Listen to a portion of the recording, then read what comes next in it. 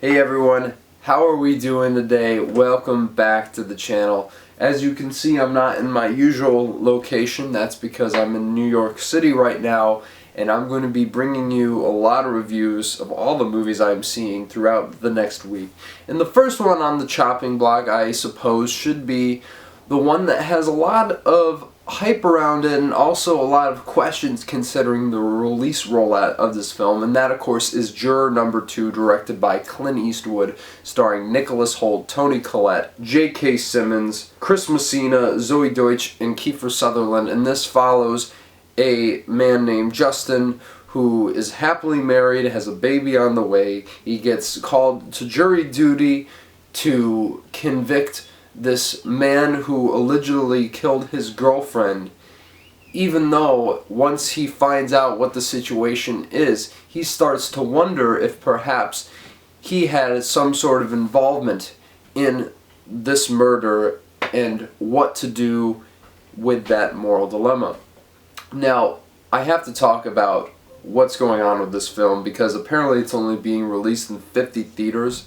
And, you know, shame on David Zaslav just in general, but especially for this move, because a lot of people think this could be Eastwood's last film. I mean, he's 94 years old, he's been making movies for decades upon decades, but here's the thing, I know he said that he still wants to make movies, and look, you know, if he wants to continue doing so, let him cook as far as I'm concerned, but it's really a shame that they thought to bury this in the ground because, to be honest with you, this is a very good film overall. I didn't think I was going to love it as it began, but once it got to its eventual conclusion, I was reminded just how great of a filmmaker Clint Eastwood is.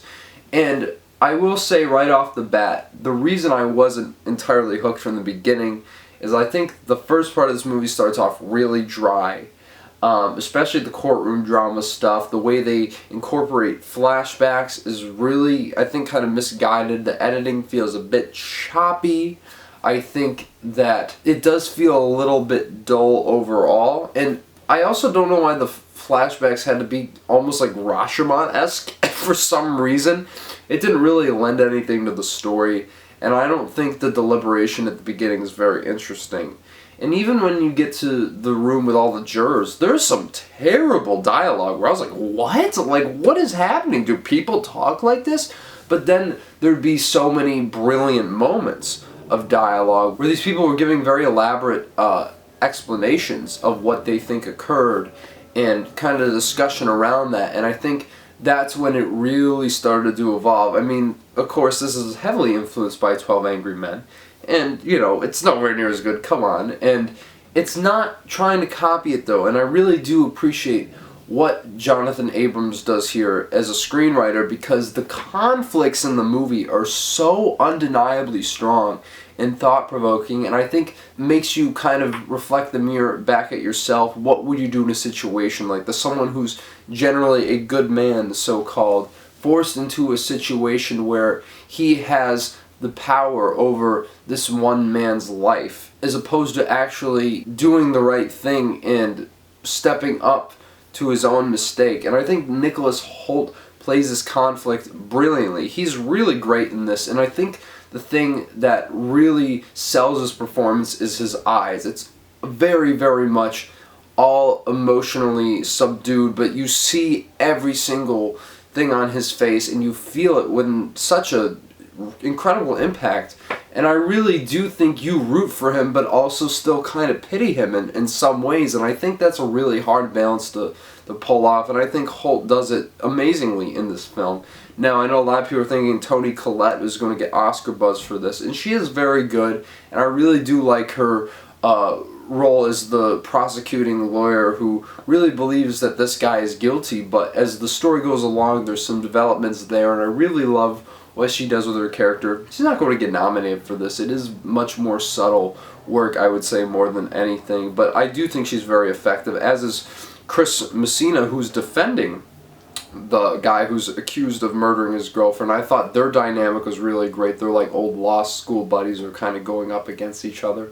Really, really liked that dynamic in the film. And J.K. Simmons as one of the jurors. Like, he really was great, and I think undeniably every scene he was in, you're like, yeah, this guy's one of the best. Even if some of the people around him weren't delivering on the same level, especially in that juror room, as soon as he opens his mouth, you're like, oh man, J.K. Simmons knows what he's doing. And I really love the importance of his character in this story.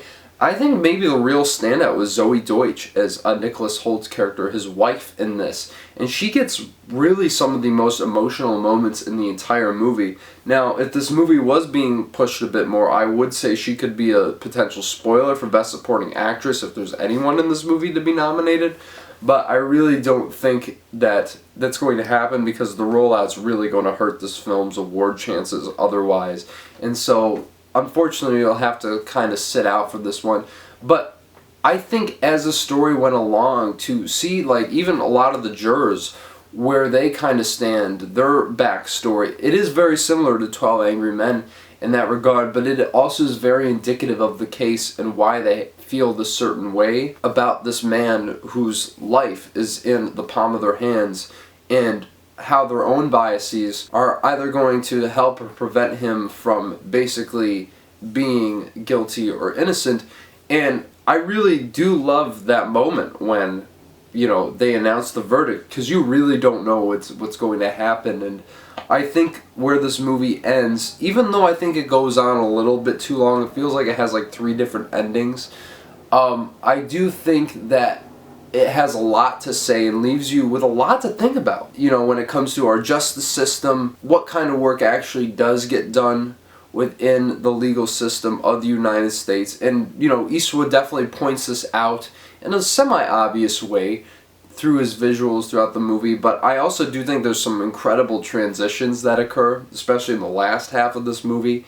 And I think this is a great example of how to write great character conflict and have the audience buy into said conflict, where you can understand why the lead is so conflicted to, you know, turn himself in or make the right decision. And I absolutely love how this film explores that and so much more. I can never say this is one of Eastwood's best, but as I said, he's still got the juice, man. I mean, this guy's still making quality films way into his 90s, and I gotta give him a lot of props on that. Eastwood is one of the best filmmakers we've ever had, in my opinion, and I really am glad that this movie did get released, and I wish that there was a little bit better of a rollout for it, because this deserves so much more than what it's getting. And I think if you are in an area where it's playing, please go see this. I don't think you'll be that disappointed. I know not everybody is absolutely in love with this movie, but as it stands, I think this is a really solid Clint Eastwood movie and a really solid courtroom drama at that. So I'm going to give Juror number 2 a 7.5 out of 10. As I said, definitely check it out if you get the chance. This is one that you definitely want to support. If anything, I really do hope that this makes money. It's going to play great in a crowd. My theater was pretty crowded and everybody was really, really into it. And yeah, please check this out if you get the chance. And if you don't have it in a theater near you, please check this out on streaming, I implore you. And I'm sure Clint would be thankful for that as well. But you guys let me know if you saw Juror number 2 this weekend, and tell me down in the comments below what you thought about it. Please smash the like button, subscribe to the channel if you want to get more reviews like this. Next movie up, I'm going to be talking about the documentary No Other Land. Very excited to bring you a review on that, and I'll talk to you guys very soon.